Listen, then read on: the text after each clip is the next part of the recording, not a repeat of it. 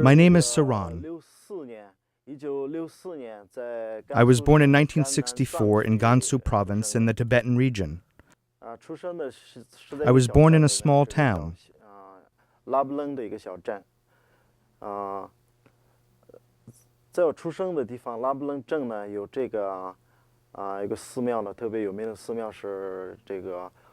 Where I was born, there was a very famous temple, La Blin Temple. So I often had the opportunity when I was young to go to the temple and look at the murals and the Tanka paintings and many of the religious paintings.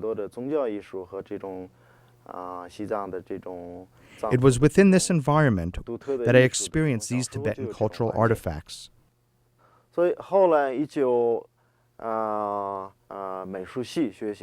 In 1983, I had the opportunity to take an exam, which I passed, and I got into the art department of the Western University. It was in the oil painting department.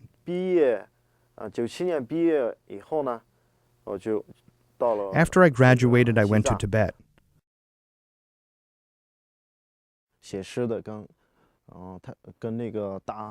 Although my own artwork is not that significantly different from most people who do realistic paintings, my work does have my own individual style.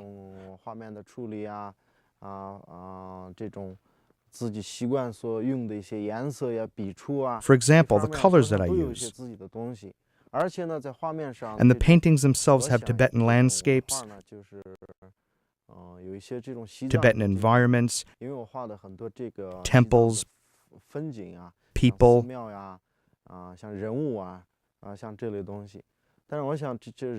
It doesn't make a difference whether it's people or landscapes. As soon as you see it, you realize that it's Tibetan.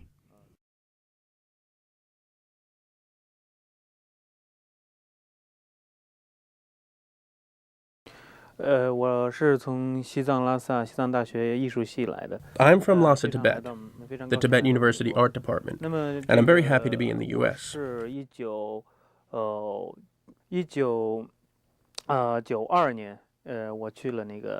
1992, I went to the Chinese Central Fine Art Academy for advanced studies to study art history and art theory.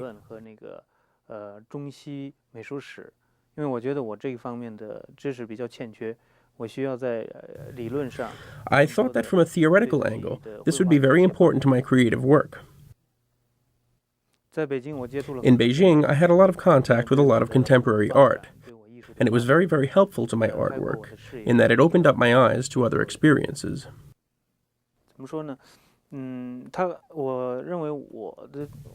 feel that my paintings are actually quite a bit different from traditional Tibetan painting, in that most traditional Tibetan painters would not approach it in this way.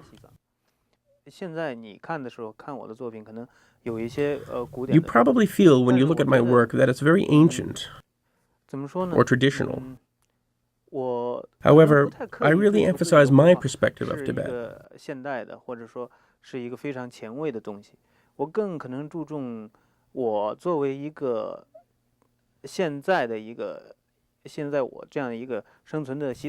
look at the world outside from my angle, as a person who's living in Tibet. That's the approach I take. In Tibet, outside influences have only been present for a very, very short time. In Tibetan society now, however, you can see things like Hollywood movies or Disney cartoons, and it's already become for young Tibetans a major part of their regular life. This time period is a real turning point, so I wanted to record it. I feel like it's very interesting and significant.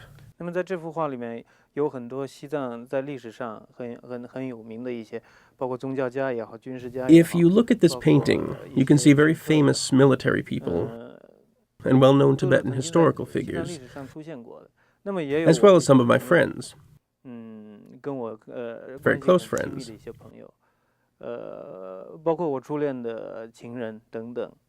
As well as my relatives, as well as E.T. So this is representative of a contemporary Tibet. The title of this piece is Huing, which is, you could call it a group portrait.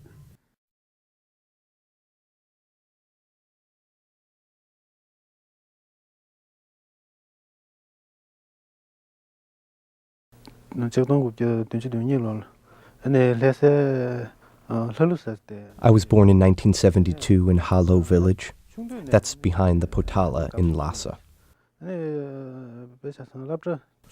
I've been very fond of painting since I was young. When I was in primary school, I got interested in drawing.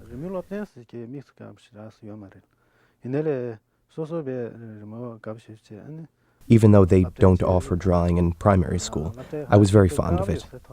So I used to draw everywhere, including on the school walls. Wherever there was a space, I'd start drawing. In Tibetan schools, there is very little paper that doesn't have lines on it. Only in the mathematics courses do you get exercise pages with no lines. So I'd draw on them, and when the teacher found out, I would get punished. Some of them were quite serious.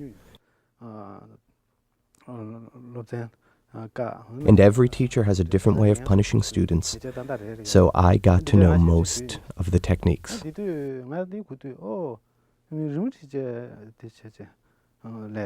As soon as I heard that you could study painting at Tibet University, I was very excited and took the entry exam. When I found out that I'd passed, it felt like I was in paradise. People talk about paradise being where you get everything you want.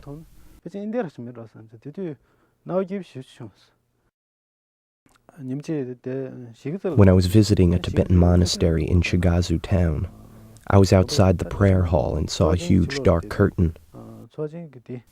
The curtain was very old.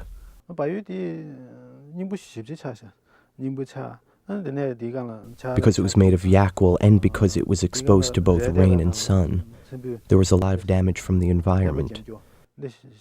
And you could also see the patches. From an outsider's point of view, it wasn't a very worthy piece. It was very old, and others would probably have thrown it out. But still, when I looked at it, I saw the beauty. I saw the way they sewed things together, and I thought if I used that technique in my work, it would be more meaningful.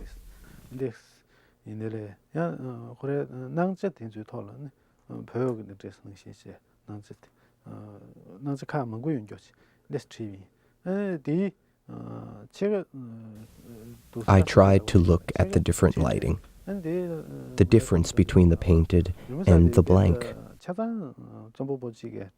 And in one, I left half of it purposely blank for the audience.